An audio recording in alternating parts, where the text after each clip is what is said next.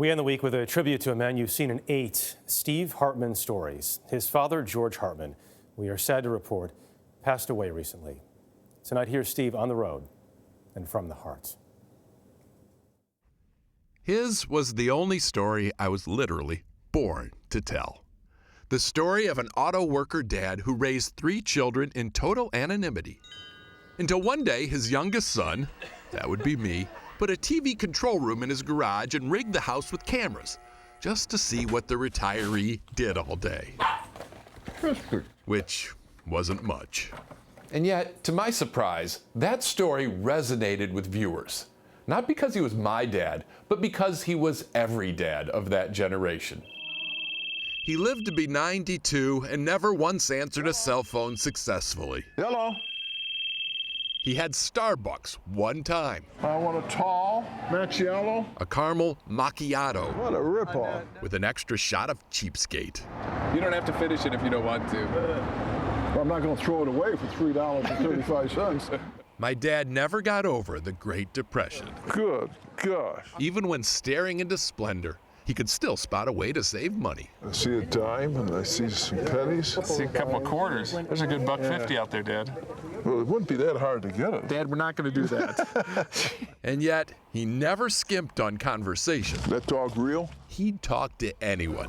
How much was gas in 1955? Often about the history of gas prices. You hear that? What's that? 10 cents a gallon in Kansas in the gas war. Really? That's interesting. My dad was an accidental humorist. Slow it down. He rarely meant to be funny.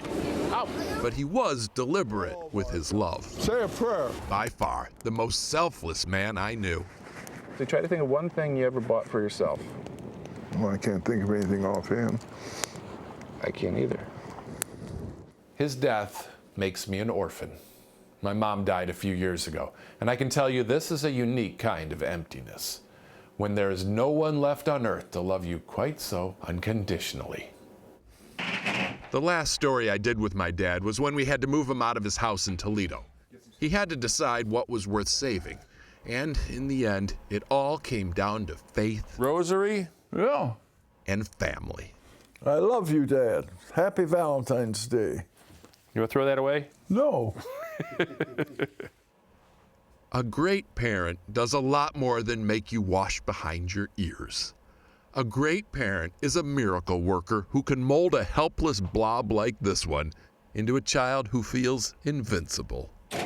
And although losing such a parent can feel like kryptonite, remembering them in all their glory can make your heart fly. Steve Hartman, on the road, in Toledo. Oh my God. That is the CBS Evening News for this week. Thank you, Steve. Thank you, George. Have a great weekend. We'll see you on Monday. Good night.